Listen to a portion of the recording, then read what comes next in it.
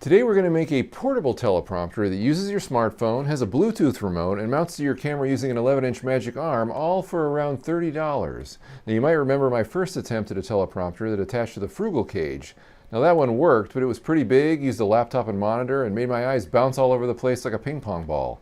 While I don't always need a teleprompter, sometimes I have so much information to spit out I don't want to waste time with multiple takes and ad-libbing. For the info-heavy AlphaSmart Neo video, I slapped together this Frankenprompter. This new version is smaller, easy to build, sets up and tears down quickly, and keeps the text right around the lens so there's no bouncing eye effect. To the workbench! This project is built around a Vaultz 4x6 index card file box, which can be found on Amazon for $12. The Vaultz box makes a great prompter hood/storage container complete with black lining and a platform for your phone to sit on. First, we're going to cut a hole the same size as our lens for the camera to poke through.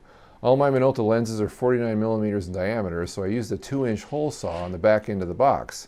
The Vaultz is made of a thin wood, so a hole saw is the way to go here. Just measure your lens to find out what size you need. Next, I use a washer and eyeballed the spot for the 1/4-20 adjustable arm mount. I drilled the pilot hole and then a 1/4-inch hole. I then ran a flash bracket thumb screw through the hole and into a thumb nut on the other side. These flash bracket screws have a female 1/4-inch thread on the back, which is where we'll mount the magic arm. I then put some Velcro above the thumb nut on the inside of the box. This is where the reflective glass will be secured, and I use the prickly side here. The soft side goes on the 5x5-inch glass, which I pulled from a picture frame. Now just lower the glass into the back corner of the box and lean the glass into the Velcro. I use industrial strength Velcro, so it just needs to barely touch to lock in.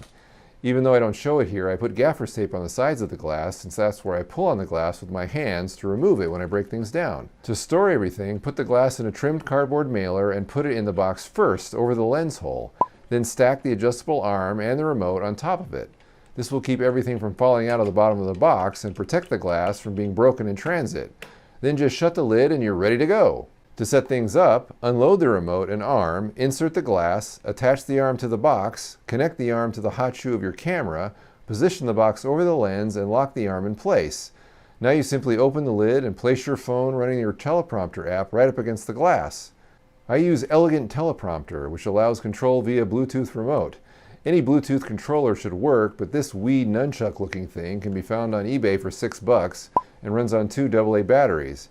It has a thumbstick control and several buttons which you can program through the app after pairing. I recommend using the thumbstick for the basic commands since it's easier and quieter to use than the clicky buttons. Also, this remote has a switch that lets you select between Android and iOS. Now this just refers to the default state of the remote, and I recommend you select iOS no matter what phone you're using. The Android selection forces mouse mode, which is useless in the Prompter app, while iOS works with the program settings you made earlier.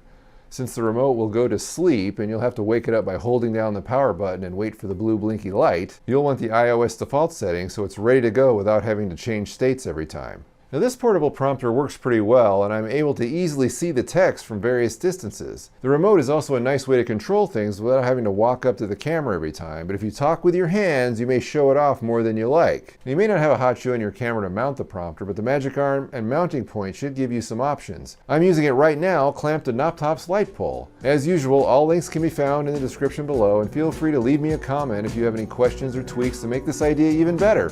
See you next time.